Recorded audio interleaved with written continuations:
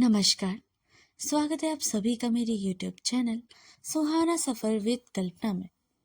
दोस्तों, आज हम सुनेंगे जैनेन्द्र कुमार की लिखी कहानी रानी महामाया भाग 2।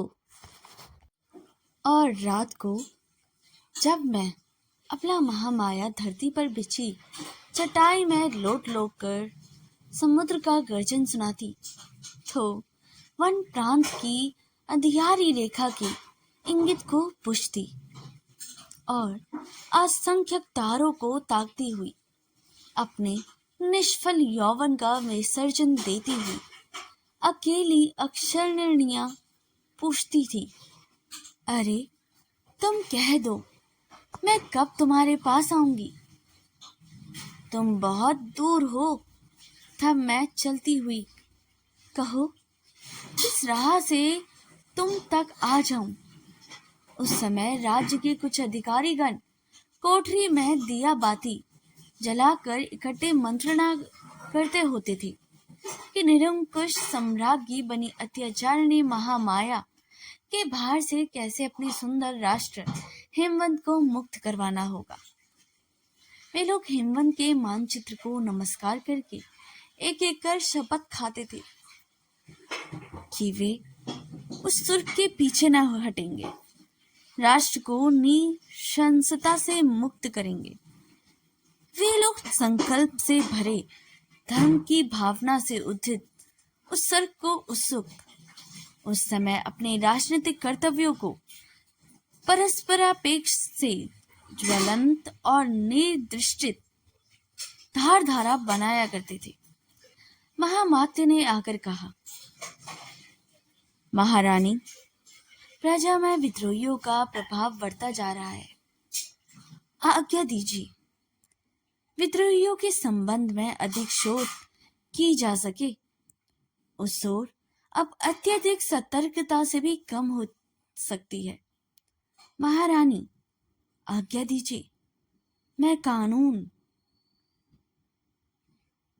रानी, महामात्य कानून का पालन करो, उसका अक्षर अक्षर पालन करो।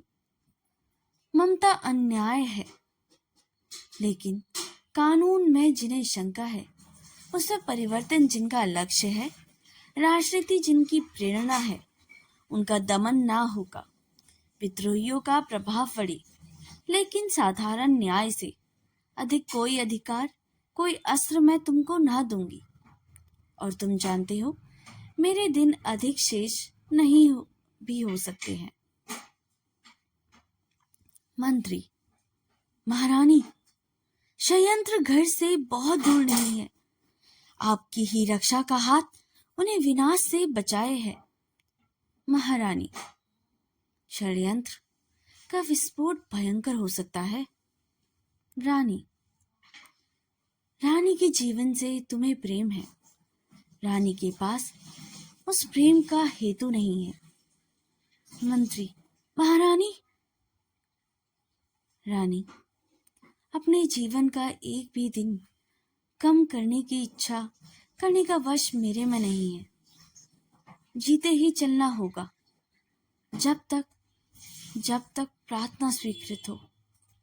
षड्यंत्रकारी भीरू है, किंतु भीरुता को कानून का दंडनीय नहीं। षड्यंत्र का उद्देश्य कौन जाने कहां तक पवित्र है, किंतु हम तुम्हें कितने पवित्र हैं। शासन तंत्र को संस्कार देने का संकल्प तो दंडित नहीं हो सकता, और जो मेरी मुक्ति के इच्छुक हैं, वे अगर कानून को पकड़ में भी आते हैं, तो कानून को मेरा अधिनायक तत्व इस अंश में स्वीकार करना होगा कि मैं उन्हें अदंडनीय ठहराऊं,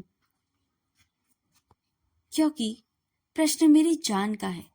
मेरी जान मेरी संपत्ति है, और उसे लेने वाला मेरी इच्छा के विरुद्ध दंडित नहीं किया जा सकेगा। मंत्री, महारानी, कुछ अति संघातिक सूचनाएं मैंने पाई हैं, लेकिन प्रमाण मेरे पास है। कागजों का एक बड़ा पुलिंदा देते हुए, महारानी, आप इन्हें देखें। आपके अति विश्वासी लोग आप ही के शत्रु हैं। रानी कागजों को स्थिरता से फाड़ते हुए, अमात्य, मेरे विषय में इतने चिंतित ना बनो। क्रांति से षड्यंत्रकारी क्यों डरते हैं, यही मुझे आश्चर्य है। क्या तुम महामात्य दिखाना चाहते हो कि तुम डरते हो? भय संहार का हेतु है। निर्भय रहने से संहार की आवश्यकता निषेध होगी। महामात्य, मुझे दिखता है षड्यंत्रकारियों की भीरुता कुछ बलि लेगी। महामात्य, उन बेचारे षड्यंत्रकारियों को क्या किसी प्रकार निर्भीक नहीं बनाया जा सकता? मंत्री, महारानी, रानी, मुझे क्यों ना न्यायाधीश के समक्ष लाने की वे मांग करे? या क्यों नहीं समझा सकता कि रानी होकर महामाया नारी है, कि वह एक व्यक्ति है, कि रानी होकर किसी कानून से यह छोटी नहीं है। ईश्वर का कानून अमोघ है, अनिवार्य है। महामात्य, इस जानकारी को सर्वप्राय बनाओ। मंत्री, मैं महारानी जी की सेवा में चेतावनी देने आया था। महारानी उसे लेना अस्वीकार करती है। महारानी ने मेरे कर्तव्य की मर्यादा बांध दी है। यदि राज्य के विरुद्ध षड्यंत्र रचने वाले को महामात्य व्यर्थ नहीं कर सकता, तो वह महामात्य किस लिए है? महारानी की रक्षा नहीं कर सकता, तो सेवक किस लिए है? महारानी अमात्य होकर नहीं रह सकता। यदि महारानी के अनिष्ट को ना रोक सकूं, उसे अनिष्ट के मार्ग में अवरोध ना बनना, महारानी सहायक बनना है। महारानी, इसलिए मुझे अपने पद से मुक्त होने दे। रानी, महामात्य। मंत्री, जी महारानी। रानी, अमात्य, तुम इस समय छुट्टी चाहती हो, क्या मैं कह दूं? मैं कहूं? अच्छा महारानी, क्या मैं महाराज वैजयंती की तुम्हें याद दिलाऊं, जिसके मात्र उत्तराधिकारी बने हम यहाँ बैठे हैं? क्या मेरे दिन भी बहुत बचे हैं, फिर भी तुम छुट्टी चाहते हो? तो मंत्री, महारानी। रानी, महामात्य, जाओ, तुम मेरी चिंता मत करो, इन कागजों की भी चिंता मत करो, ये जल जाएंगे। षड्यंत्रकारियों की खबर रखो, पर यदि प्रजा की हानि नहीं करते तो उनकी स्वतंत्रता पर तनिक विकार ना लगाया जा सकेगा। महामाते, यो हम तुम सबको क्या अनंत काल तक जीना है? मंत्री, महारानी। रानी ने जाने का संकेत किया। महामात्य चले गए।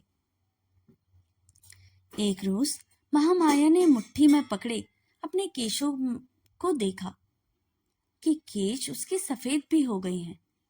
उसे प्रसन्नता हुई। उसने महामात्य को बुलाकर कहा, महामात्य, मैं आज तुम्हें एक प्रसन्नता की सूचना देना चाहती हूँ। रानी महामाया के प्राण का समय अब निकट आ गया है। मैं कहना चाहती हूँ कि तुम चुपचाप जाना चाहती हूँ, रक्तपात नहीं चाहती। उस रात्रि को महामाया अत्यंत कातर होकर पुकारने लगी, ओ जी, बताओ तुम्हें कब मैं पाऊंगी? मैं कब तुम्हारे पास आ जाऊंगी? अरे बताओ ना। बहुत देर और बहुत आंसुओं के बाद मानो कहीं अनंत पास से ही उत्तर मिला, महामाया, धैर्य का पुरस्कार तुम्हें मिलेगा। मैं कहीं दूर नहीं हूं प्रियतमे। अगर प्रातःकाल नगर भर में लाल लाल अक्षरों में पत्रक चिपके हुए मिले, जिनमें लिखा था कि राज्य के मध्य में मत रानी महामाया का अनंत काल निकट है, प्रजा को जागृत होना चाहिए, उत्तिष्ठित होना चाहिए, सत्य की ही सदा जय होगी। अत्याचारियों को नीचा दिखाना होगा। प्रजाजनों उठो, बलि हो जाओ, पर अपना स्वत्व प्राप्त करो आदि। महामात्य ने महारानी की सेवा में उस पत्रक की प्रति प्रस्तुत करते हुए निवेदन किया। देखिए महारानी जी, आपकी क्षमा का परिणाम यह है। महारानी ने पत्रक को एक निगाह देख लिया और ईशित स्मित के साथ कहा, महामात्य, मैं किस दिन के लिए जी रही हूँ? क्या जाने के दिन के लिए ही नहीं, मुझे रात ही अपनी प्रार्थना की स्वीकृति मिल चुकी है। प्रभात में रक्ताक्षरों से अंकित उसका प्रमाण मुझे ला दिया है। तब तो मैं रात को बात चाहकर भी स्वप्न नहीं समझ सकती। महामात्य, रानी महामाया, रानी अमात्य, प्रबंध करो कि रक्तपात न हो। मंत्री, क्या प्रबंध करना होगा माता? रानी, क्या प्रबंध? घोषणा कर दो कि 24 प्रहर के भीतर राज्यवासी सोच लें कि वे क्या चाहते हैं। उस समय के भीतर स्वतंत्रता उन्हें है। उसके बाद रानी महामाया रानी नहीं होगी।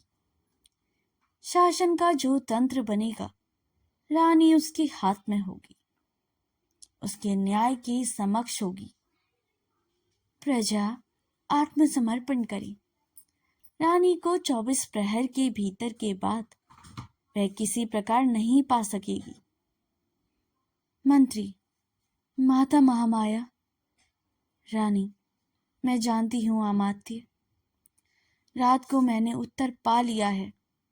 तुम जाओ, अपनी सेना को प्रस्तुत करो। उसकी आवश्यकता हो सकती है। रानी को रानी चाहने वाले उत्पात करें तो उनका दमन करना ही होगा। रक्त गिरे ही तो अपनों का ही गिरे। अमात्य, प्रेम का यही मार्ग है। और विहल यह अवश्य बने। महामात्य को महामाया ने उसके कर्तव्य की ओर भेज दिया। उपसंहार। महामाया ने प्रबंध किया कि षड्यंत्रकारियों की भीरुता नष्ट हो। वे निर्भीक बनकर सामने आए। अपनी चुपचाप उठ जाने की बात उसने नहीं सोची। प्रस्तुत षड्यंत्रकारियों के हाथों स्वयं दंडित होने की अनिवार्यता उसे उपस्थित की। उसने व्यवस्था की सार्वजनिक वध स्थल पर जाकर उसका सिर उतारा जाए। इस प्रकार रानी महामाया की मुक्ति हुई। उपसंहार लाचारी का परिणाम है, क्योंकि कहानी बहुत बड़ी नहीं होनी चाहिए। संभव है कि उपसंहार की कहानी और भी कभी लिखी जाए। तो दोस्तों, जैनेन्द्र कुमार की लिखी कहानी रानी महामाया यहीं पर समाप्त होती है। तो दोस्तों, जैनेन्द्र कुमार हिंदी उपन्यास के इतिहास में मनोविश्लेषणात्मक परंपरा के प्रवर्तक के रूप में मान्य हैं। उनका जन्म अलीगढ़ के कौंडियागंज गांव में हुआ था। उनके बचपन का नाम आनंदी लाल था। उनके मुख्य दिन उपन्यास तथा कहानी है। इनके मामा ने हस्तिनापुर में एक गुरुकुल की स्थापना की थी। वहीं जैनेन्द्र की प्रारंभिक शिक्षा दीक्षा हुई। उनका नामकरण भी इसी संस्था में हुआ था और उन्होंने गुरुकुल बाद में छोड़ दिया। जैनेन्द्र की उच्च शिक्षा काशी हिंदू विश्वविद्यालय में हुई। उन्होंने विश्वविद्यालय की पढ़ाई भी छोड़ दी और कांग्रेस के असहयोग आंदोलन में भाग लेने के उद्देश्य से दिल्ली आ गए। हिंदी के महान लेखक के रूप में जैनेन्द्र कुमार का नाम अंकित हुआ। उन्होंने परख, सुनीता, त्यागपत्र जैसे मनोवैज्ञानिक उपन्यास भी लिखे। असहयोग में भाग लिया और अपनी सरल भाषा, गहरे चिंतन व मनोवैज्ञानिक दृष्टिकोण से हिंदी साहित्य को नई दिशा दी। उसके लिए उन्हें पद्म भूषण और साहित्य अकादमिक पुरस्कार भी मिले। तो दोस्तों, अगर आपको हमारी स्टोरीज अच्छी लगती हैं तो इस चैनल को जल्दी से सब्सक्राइब कर लीजिए और इस वीडियो को लाइक करना बिल्कुल भी ना भूलिएगा। मिलते हैं दूसरी कहानियों में, तब तक के लिए धन्यवाद।